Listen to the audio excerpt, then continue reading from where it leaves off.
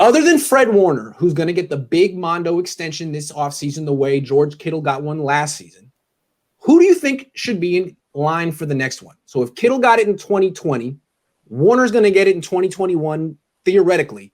Who's the guy going to get the big extension in 2022 if there is a guy?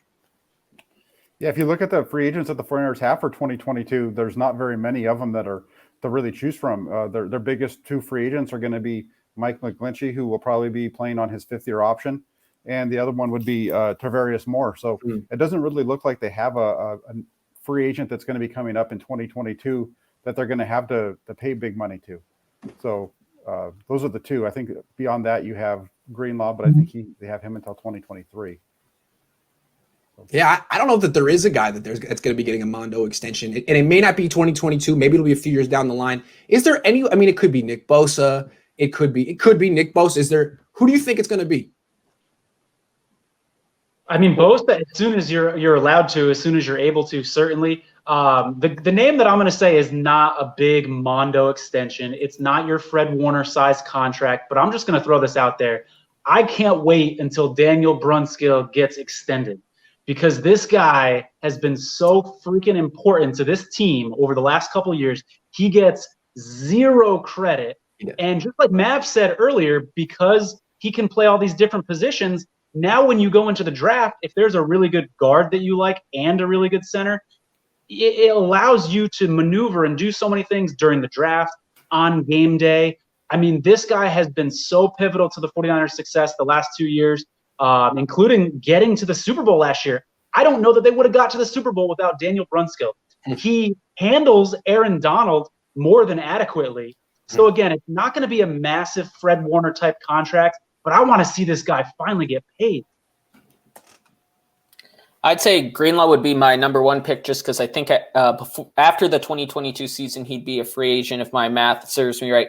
And just if they're doing that route of signing before his last season, then that'd be the way to go. But the other guy is lock up Jeff Wilson Jr., not to a crazy running back contract. You don't want to pay running backs too much, but if you could get him similar to what Mostert's contract was 2 years ago, I think that'd be a good extension. Yeah, I think I'm not sure that there is a guy that's going to get the big extension the way Kittle and Warner did. I mean, is going to. Warner's worth it because he's the leader of the team, and even at the highest paid middle linebacker in the league, he's not killing your salary cap structure. I wonder if the Niners regret giving George Kittle all that money. They knew that he played a very physical position. They knew that he missed games, and now he missed 8. I think maybe the Niners need to be a little bit more reluctant and hesitant and reticent to give out these Mondo extensions to players they like just because they're part of the family, because they developed them. Like, for example, Deebo Samuel. Deebo Samuel could have a great year next year. And then the Niners say, well, we got to extend him. Do you have to extend him? I mean, he's got an injury history. He's a receiver. You have a good track record drafting receivers. Why don't you trade him and draft 2 more? That's the way I mean, like, do you really want to extend Nick Bosa and give him $32 million a year or whatever it's going to cost? Or do you want to trade him? I think maybe the Niners need to start looking like that. There's only so many guys you can give the 5-year, $120 million extension to before you're done. Your quarterback, maybe your middle linebacker, maybe one more guy.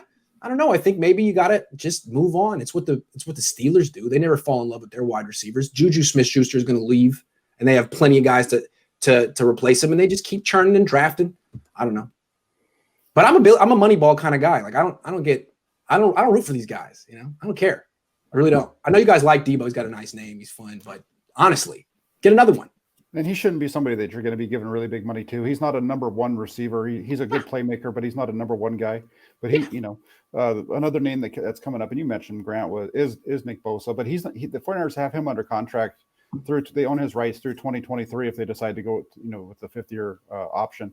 Right. So if they're going to make a move with Bosa, it's going to be probably, what would that be, at the end of the 2022 season, going into 2023, like what they did with yeah, that would be about the right time. That's when I would do it. I mean, you want to get him every single snap you could on that rookie wage scale, but after that, I'd like to at least, answer calls, see what's available, see what I could get. If you get 3 first round, I don't know.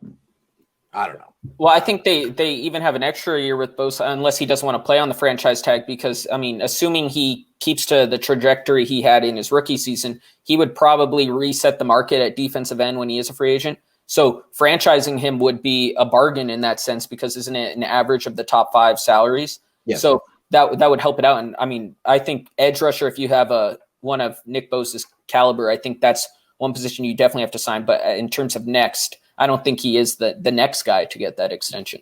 Like, just think about it, how the Patriots do it. Like, the Patriots, for all those years that they had Tom Brady, they paid Brady and they paid like one dude on defense who was the leader. And it was usually Devin McCourty or Dante Hightower, a safety and a middle linebacker. They're not that expensive. You keep Brady. Everyone else is gone. Everyone else, you keep them for their rookie deal and you trade them. Like, Nick Bosa would not get a second contract from the Patriots if they were paying Brady. He was, hey, thank you very much. Now we're trading you to the Arizona Cardinals. That's what they did with Chandler Jones. It's like, it's a business. There's a salary cap. You can't get too emotional and sentimental. We love you, Debo.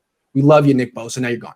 That's how the Patriots would do it. And I think that's basically how you got to do it unless you have a quarterback who's really cheap and on a rookie deal himself, and you can keep churning that position. That's tough. So move on. I'm not sure the Patriot players are going on family vacations with their head coach either. It's a very, very different culture. It really is. And, you know, to me, I think Shanahan emulates Bill Belichick only to a degree, though, because there's all these other things that he does that Belichick wouldn't do. He gets very close to players and becomes their friends, and then they end up staying on the team 4 years too long, like Trent Taylor and CJ Beathard. That's a mistake. Belichick wouldn't do that anyway.